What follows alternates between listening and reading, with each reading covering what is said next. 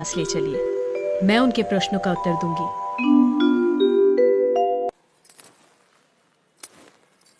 राजन, मैं प्रमाण देने के लिए तैयार हूं, पर उससे पहले मैं कुछ चाहती हूं।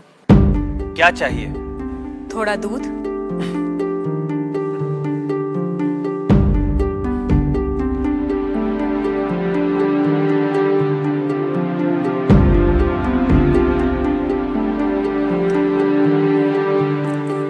राजन, इस पात्र में आपको क्या दिखाई दे रहा है? दूध? क्या दूध के अलावा कुछ और दिखाई दे रहा है? नहीं। पर मुझे तो मक्खन भी दिखाई दे रहा है। क्या आपको मक्खन दिखाई दे रहा है?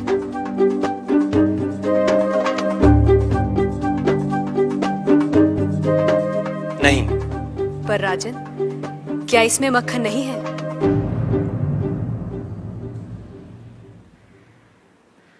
है। जैसे दूध के कण कण में मक्खन है, मक्खन के कण कण में घी है, वैसे ही ईश्वर सृष्टि के कण कण में भिन्न भिन्न रूपों में है, जो है पर दिखाई नहीं देता। जैसे दूध से मक्खन पाने के लिए उसे मथना जरूरी है, उसी तरह वेदांत के श्रवण, वेदांत का मनन और उसके निहितार्थ पर निरंतर ध्यान के द्वारा ही ईश्वर का अनुभव किया जा सकता है। राजन, क्या आपके पहले प्रश्न का उत्तर आपको मिल गया? मैं मान लेता हूं, पर वो किसे देख रहा है? किस ओर देख रहा है? क्या मुझे एक जलती हुई मोमबत्ती मिल सकती है? राजन, ये रहा आपके दूसरे प्रश्न का उत्तर। प्रकाश की ये लौ कहां देख रही है? किसे देख रही है?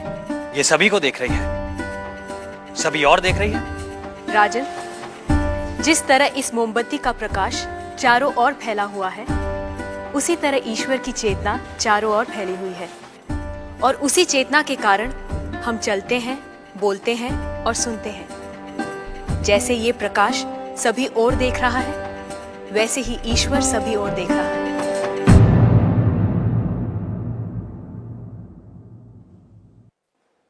अब आपका तीसरा प्रश्न। वो इस समय क्या कर रहा है?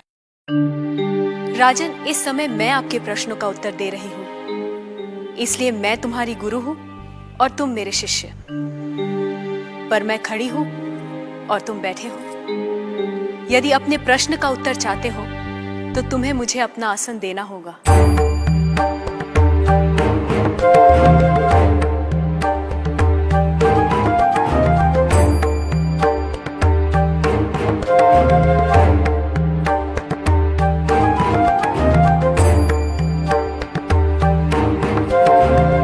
राजन, ये रहा तुम्हारे तीसरे प्रश्न का उत्तर। कुछ देर पहले आप सारे मंदिरों से मूर्तियां हटवाने का विचार कर रहे थे। इस समय आप ईश्वर के बारे में फिर से विचार करने लगे हैं। आप मेरे स्थान पर खड़े हैं और मैं आपके सिंहासन पर बैठी हूं। इधर एक राजा को सामान्य नागरिक का स्थान और एक सामान्य नागरिक को राज सिंहासन दे सकता है। ये आप देख रहे हैं। आप मेरे स्थान पर और मैं आपके स्थान पर बैठी हूं। ईश्वर इस समय ये करवा रहा है। उस अनंत और असीमित शक्तियों के स्वामी, जिसने ये सुंदर, अद्भुत, विस्मयकारी और महान संसार रचा है, जिसमें सूर्य, चंद्र, तारे, ग्रह, नक्षत्र अपने अपने स्थान पर स्थिर और गतिमान है, जिसके कण कण में एक व्यवस्था है। ऐसे शब्दों और ज्ञान से परे ईश्वर के लिए क्या असंभव है? कहिए राजन, क्या मंदिरों से मूर्तियां हटवाई जाएं? मूर्तियां तो उस ईश्वर की प्रतीक है, उनका मूर्त रूप है। वह सर्वज्ञ, सर्वशक्तिमान, सर्वव्यापी ईश्वर सर्वत्र है। किसी ने उसको पत्थर में पाया, किसी ने पेड़ों में, किसी ने शब्दों के माध्यम से, तो किसी ने प्रार्थना करके। वही परमात्मा अनेक नाम, रूप और गुणों में व्यक्त होता है, और कोई उन्हें अरूप और निर्गुण आत्मा के रूप में जानते हैं। ईशास्माद्वातः पवते ईशो देति सूर्यः ईशास्मादग्निश्चेन्द्रश्च मृत्युर्धावति पञ्चम इति